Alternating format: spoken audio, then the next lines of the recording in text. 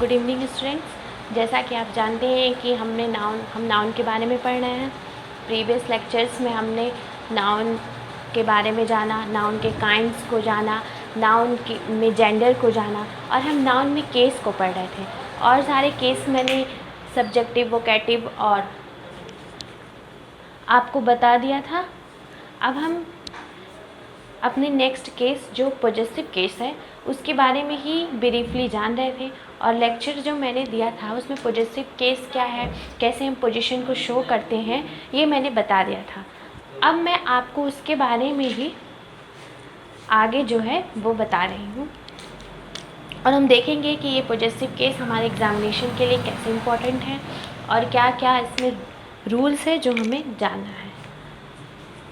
तो जैसा कि आप जानते हैं कि प्रीवियस लेक्चर में मैंने आपको पॉजेसिव केस के बारे में बता दिया था और उसके यूजेस को भी मैंने बताया था कि कैसे हम सिंगुलर वर्ड नंबर के साथ यूज़ करेंगे, कैसे प्लूरल नंबर के साथ यूज़ करेंगे, कैसे अपने पोजीशन को नॉन लिविंग थिंग्स में कैसे पोजीशन को लगाएंगे, कैसे अपने अधिकार को शो करेंगे। ये सारे डिस्क्रिप्शंस मैंने आपको प्रीवियस लेक्चर में दिया है। आज हम उससे ही आगे लेक्चर को शुरू करेंगे। फर्स्ट सेंटेंस मैंने क्या लिखा है, my brother in law car stolen. Second लिखा है the chairperson speech was audible. Third लिखा है the member of parliament elections will be held.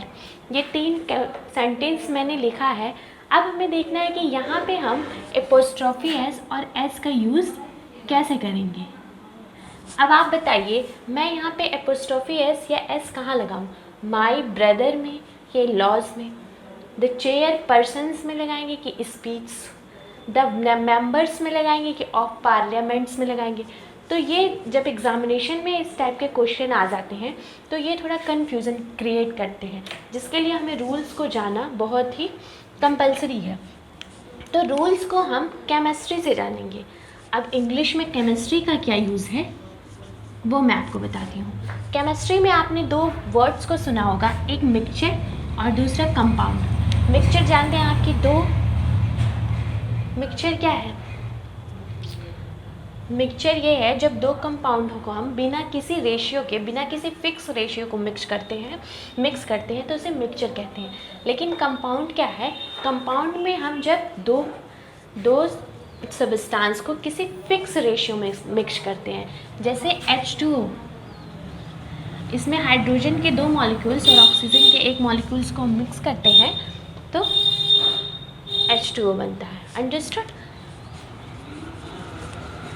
ये मैंने आपको बताया कि मिक्सचर और कंपाउंड में क्या अंतर है। अब कंपाउंड से हम जानेंगे कि कंपाउंड्स क्या करता है। कंपाउंड्स में 2 एलिमेंट को मिक्स करते हैं और एलिमेंट मिक्स कर कैसे होते हैं, केमिकल रिएक्शन के द्वारा। एलिमेंट मिक्स होके केमिकल रिएक्शन देते हैं और केमिकल रिएक्शन से किस चीज़ का फॉर्मेशन होता है, न्यू सबस्टेंस का। और जो न्यू सबस्टेंस फॉर्म होता है उसमें जो पुराना सबस्टेंस है उसका कोई भी नेचर या कोई भी गुणधर्म उसमें नहीं पाया जाता, ये अपना अलग ही गुणधर्म शो करता है। अंडरस्टूड। ये अपनी अलग ही प्रॉपर्टी दिखाता है। इसी तरह इंग्लिश में भी जब ब्रदर और लॉ को हम मिक्स किए तो ये एक नया ही शब्द बना है। इसका मतलब ये नहीं है कि ब्रदर मतलब भाई, इन मतलब में, लॉ मतलब कोर्ट, ऐसा नहीं कुछ भी है। ब्रदर इन लॉ जब 2 सेंटेंस वर्ड्स को हम मिक्स कर रहे हैं तो ये एक नए शब्द का ही फॉर्मेशन कर रहा है, जिसका पुराने शब्द से ज़्यादा कोई मतलब नहीं है। अंडरस्टूड।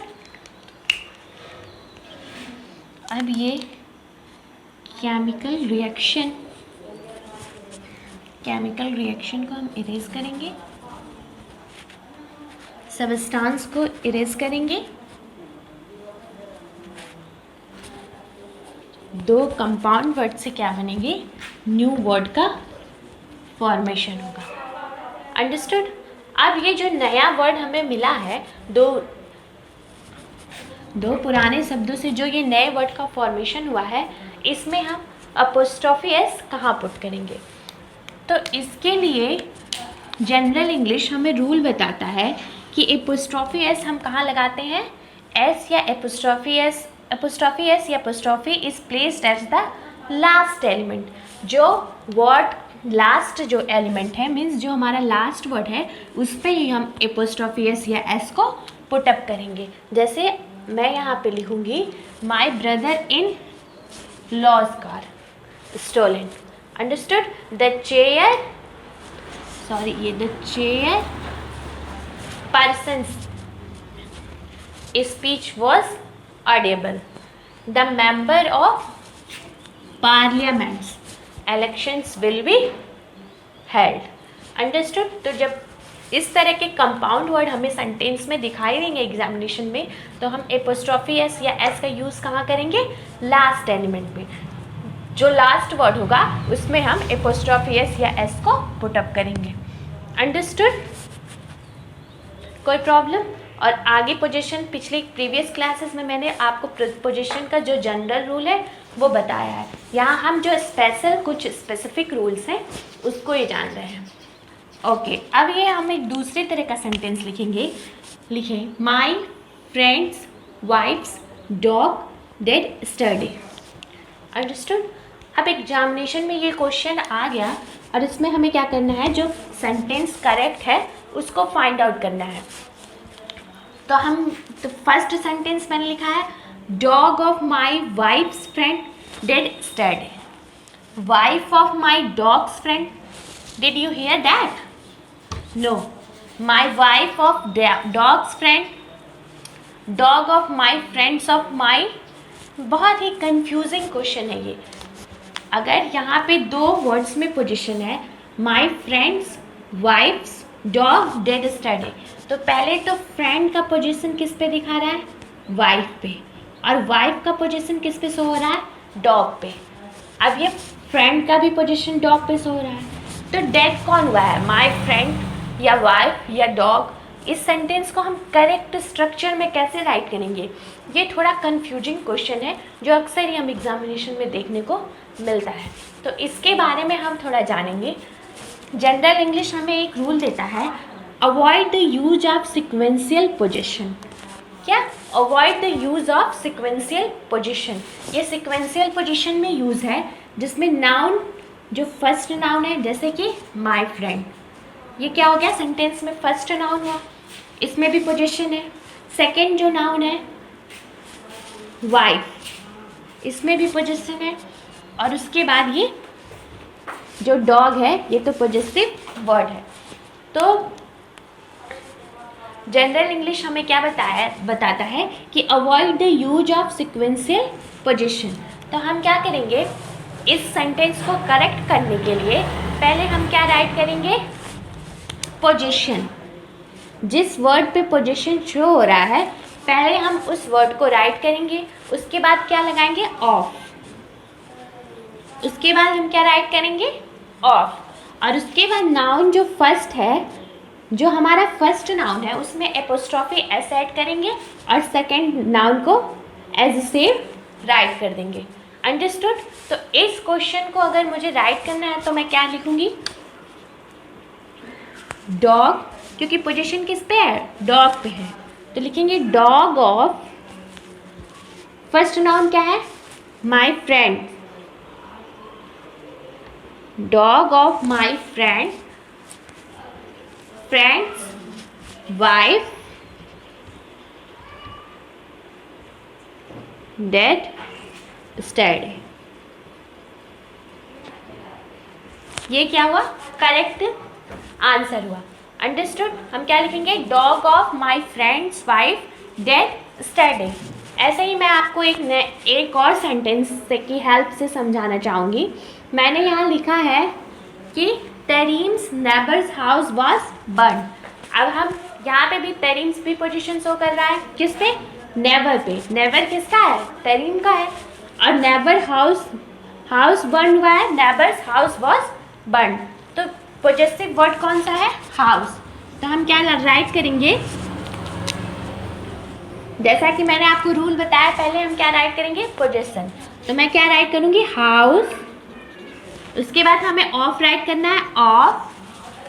फिर फर्स्ट नाउन में हम एपोस्ट्रॉफी एस का यूज करेंगे। तो फर्स्ट नाउन क्या है? तरीम। और सेकंड नाउन में हम सेकेंड नाउन को हम एज ए सेम राइट करेंगे, एपोस्ट्रॉफी उसमें से हटा देंगे। Never, house of Tareen's never was burned. Understood. तो मैंने आपको फर्स्ट रूल क्या बताया कि जो कंपाउंड वर्ड है उसमें जो लास्ट एलिमेंट है उसमें हम एपोस्ट्रॉफी एस को ऐड करेंगे। सेकेंड रूल हमने क्या जाना कि avoid the use of sequential position. जो सिक्वेंशियल पोजीशन है कि फर्स्ट नाउन और सेकेंड नाउन दोनों में एपोस्ट्रॉफी एस ऐड है, उसको हम रिमूव करेंगे। किस रूल से? पोजीशन के बाद हम ऑफ ऐड करेंगे, फिर नाउन फर्स्ट में एपोस्ट्रॉफी एस ऐड करेंगे और नाउन सेकेंड को राइट करेंगे। अंडरस्टूड? ओके। अब हम पोजीशन में जानेंगे कि पोजीशन कितने टाइप के होते हैं। 2 टाइप के, common position and split position. अब कॉमन पोजीशन क्या है और स्प्लिट पोजीशन क्या है? कॉमन पोजीशन वो है जब किसी 2 व्यक्ति का अधिकार किसी सेम थिंग्स पे हो। अंडरस्टूड? जैसे मेरा और तुम्हारा कोई एक कॉमन दोस्त हो, तो वो मेरा भी दोस्त है और तुम्हारा भी दोस्त है, तो वो क्या है? कॉमन पोजीशन है। और स्प्लिट पोजीशन क्या है? कोई मेरा एक दोस्त और कोई तुम्हारा एक दोस्त, तो मेरा कोई अलग भी दोस्त हो सकता है और तुम्हारा भी कोई अलग दोस्त हो सकता है, तो वो क्या है? स्प्लिट पोजीशन है। तो कॉमन पोजीशन क्या हुआ? जब किसी सेम थिंग्स पे किसी 2 व्यक्ति का अधिकार हो, सेम अधिकार हो। अंडरस्टूड? और स्प्लिट पोजीशन क्या है? जब किसी अलग अलग थिंग्स पे 2 अलग अलग व्यक्ति का अधिकार हो, तो हम उसे क्या कहते हैं? Split position. तो अब कॉमन पोजीशन और स्प्लिट पोजीशन का यूज़ देखेंगे। जैसे मैंने यहाँ एक सेंटेंस लिखा है, Ram is intelligence full stop and Ram is honest. तो अब अगर ये सेंटेंस आपको राइट करना है तो आप क्या ऐसे राइट करेंगे? Ram is intelligence full stop Ram is honest? नहीं, हम क्या करेंगे? राम को कट करके यहाँ क्या राइट करेंगे? And Ram is intelligence and honest. क्या करें? हम 2 सेंटेंस को ऐड कर दिए। किसकी हेल्प से ऐड किए हैं? एंड की हेल्प से। अंडरस्टूड? तो क्या करेंगे हम? कॉमन पोजीशन या स्प्लिट पोजीशन में 2 वर्ड्स को यूज़ करने के लिए हमें सबसे पहले तो किस चीज़ को ध्यान में रखना है? एंड को। अंडरस्टूड? अब हम यहाँ पे लिखते हैं, अब कॉमन पोजीशन और स्प्लिट पोजीशन को हम थोड़ा समझेंगे।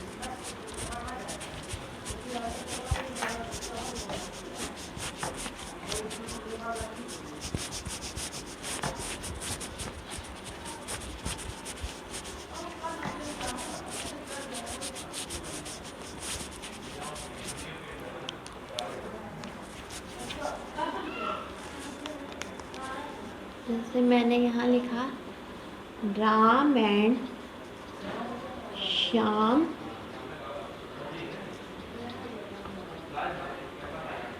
फ्रेंड, और सेकेंड सेंटेंस हमने लिखा राम एंड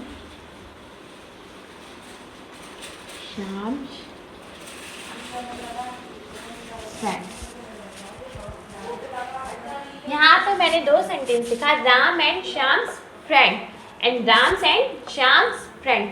अब इन दोनों में बेसिक डिफरेंस क्या है हम देखेंगे। यहाँ पे क्या है? राम एंड श्याम्स फ्रेंड, तो पोजीशन क्या है? हमने केवल श्याम पे लगाया है। राम और श्याम का कोई कॉमन फ्रेंड होगा, जो राम का भी फ्रेंड है और श्याम का भी फ्रेंड है। तो कॉमन पोजीशन का रूल क्या है कि नाउन फर्स्ट के साथ और नाउन सेकेंड अगर सेम पोजीशन शो कर रहे हैं तो हम नाउन जो सेकेंड है उसमें एपोस्ट्रॉफी एस का यूज़ करेंगे। अंडरस्टूड? और स्प्लिट पोजीशन में राम्स एंड श्याम्स फ्रेंड, ये क्या शो कर रहा है कि राम और श्याम के अलग अलग, सॉरी यहाँ पे फ्रेंड्स, राम और श्याम के 2 अलग अलग फ्रेंड है। तो जब राम का फ्रेंड भी अलग होगा, राम का फ्रेंड और श्याम का फ्रेंड अलग होगा, तो ये मिनिमम एक फ्रेंड राम का होगा और एक ही फ्रेंड श्याम का होगा। तो ये कितने हो गए? 2 हो गए। तो ये हमेशा प्लूरल में होगा। जो जनरली जो बेसिक रूल है वो हमें क्या करता है, कहता है कि जो स्प्लिट पोजीशन है उसमें पोजीशन के बाद जो नाउन आएगा, जो लास्ट नाउन आएगा या जो पोजेसिव वर्ड आएगा वो क्या होगा, प्लूरल होगा।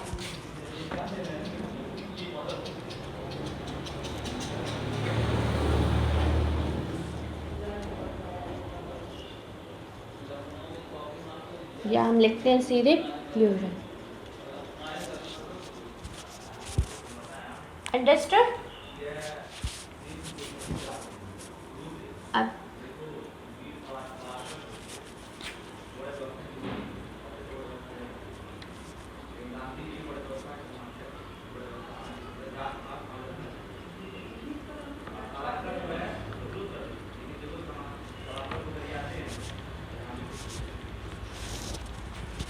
ओके, यहाँ मैंने लिखा हिटिक्स एंड सुजेन्स डिवोर्स।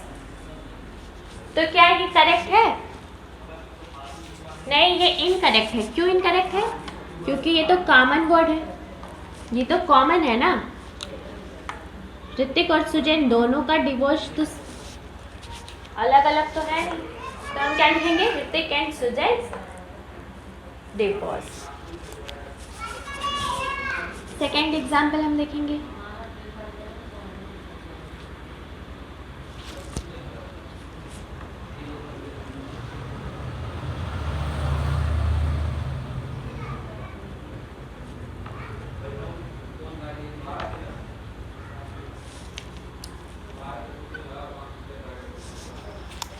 ये सेंटेंस करेक्ट है, अमिताभ एंड अजिताभ फादर्स। ये सेंटेंस भी क्या है, इनकरेक्ट है। अमिताभ और अजिताभ के फादर तो एक ही हैं। अंडरस्टूड? तो ये हमने क्या जाना कि कॉमन पोजीशन क्या शो करता है कि नाउन फर्स्ट और नाउन सेकंड में हम नाउन सेकंड पे एपोस्ट्रोफी एस को ऐड करेंगे और पोजीशन सिंगुलर या प्लूरल जो भी हो उसको राइट करेंगे। और स्प्लिट पोजीशन हमें क्या बताता है कि हम नाउन फर्स्ट और नाउन सेकंड दोनों में एपोस्ट्रोफी एस को ऐड करेंगे और नाउन हमेशा क्या होगा, जो लास्ट वर्ड होगा वो प्लूरल होगा। अब जैसे हम लिखते हैं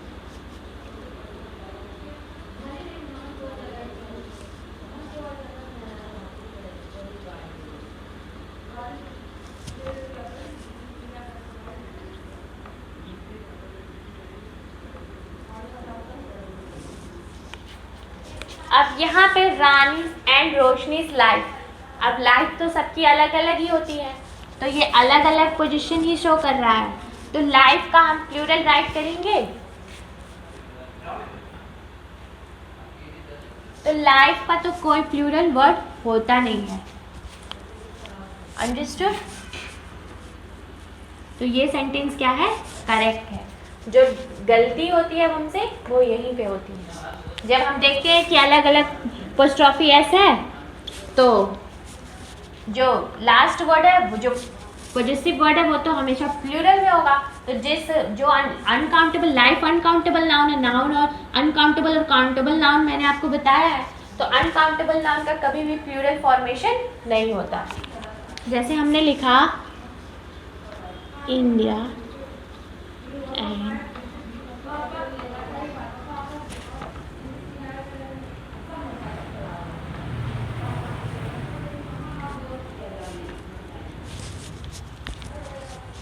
इंडिया एंड चाइना कल्चर्स। अब आप जानते हैं कि स्प्लिट पोजीशन में क्या, नाउन फर्स्ट और नाउन सेकंड दोनों में हम क्या लगाएंगे, एपोस्ट्रोफी एस लगाएंगे और प्लूरल वर्ड यूज करेंगे, तो कल्चर्स। तो क्या ये सेंटेंस करेक्ट है? ये सेंटेंस क्या है, इनकरेक्ट है। क्यों इनकरेक्ट है? क्योंकि कल्चर जो है वो है अनकाउंटेबल नाउन और अनकाउंटेबल नाउन का कभी भी प्लूरल फॉर्मेशन नहीं होता है, ये मैंने आपको बता रखा है। तो क्या सही होगा, कल्चर।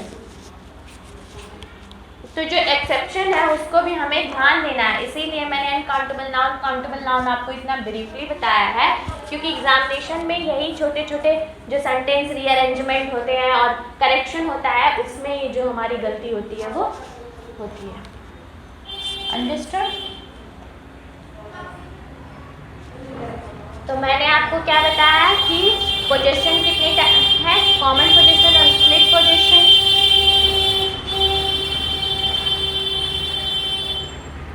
कॉमन पोजीशन और स्प्लिट पोजीशन, कॉमन पोजीशन और स्प्लिट पोजीशन का यूज क्या है और कैसे कैसे हम सेंटेंसेस को करेक्ट करेंगे।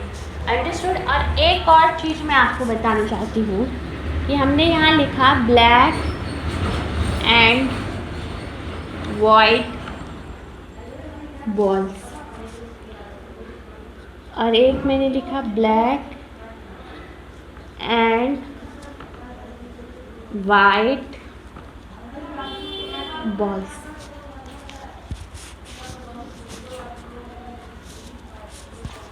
और इससे दो स्ट्रक्चर का फॉर्मेशन हुआ, एक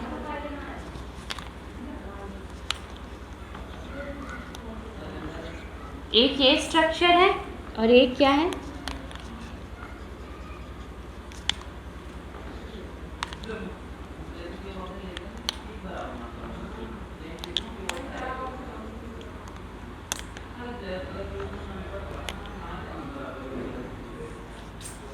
अंडरस्टूड।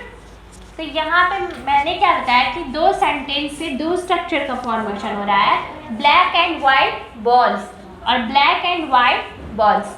तो इसमें कौन सा सेंटेंस किस फॉर्मेशन को शो कर रहा है,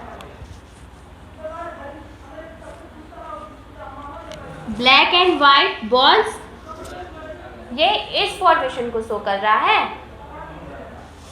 जैसा मैंने राइट किया कि ये फर्स्ट है, ये सेकंड है।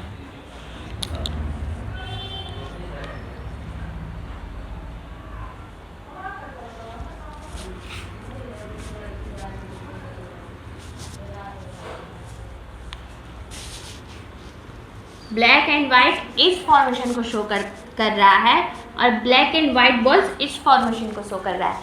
क्यों शो कर रहा है, ये जो कॉमा एग्जामिनेशन में हमें देखने को मिलता है इसको हम क्या बोलते हैं, ऑक्सफोर्ड कॉमा। क्या बोलते हैं, ऑक्सफोर्ड कॉमा। ये किस लिए यूज होता है, ये स्प्लिट पोजीशन के लिए यूज होता है। अंडरस्टूड। जैसे मैं आपको एक एग्जाम्पल देना चाहूँगी, Gita and Reema husband.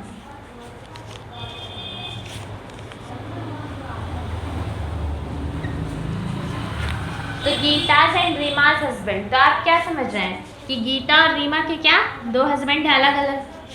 Understood. और अगर हम यहाँ पे एपोस्ट्रोफी एस को हटा के स्प्लिट कॉमा का यूज़ कर दें और यहाँ पे एपोस्ट्रोफी एस ना ऐड करें तो भी क्या हो रहा है कि गीता और रीमा के क्या है, अलग अलग दो हस्बैंड, मतलब दो अलग अलग हस्बैंड है। अंडरस्टूड। तो इस ऑक्सफोर्ड कॉमा का यूज क्या है, ये स्प्लिट पोजीशन को डिफरेंशिएट करता है, शो करता है। अंडरस्टूड। तो इस लेक्चर में हमने पोजीशन को ख़त्म कर दिया। अब नाउन से पॉजिटिव केस क्या है, ख़त्म हो गया है। अब नाउन को नाउन का जो नेक्स्ट कैटेगरी है, नेक्स्ट कैटेगरी क्या है, नाउन का यूनिट, उसको हम पढ़ेंगे। और नाउन को ब्रीफली जब यूनिट के बाद शायद नाउन खत्म हो जाए, उसके बाद हम उससे रिलेटेड क्वेश्चंस को करेंगे और फिर प्रोनाउन को देखेंगे। Thank you.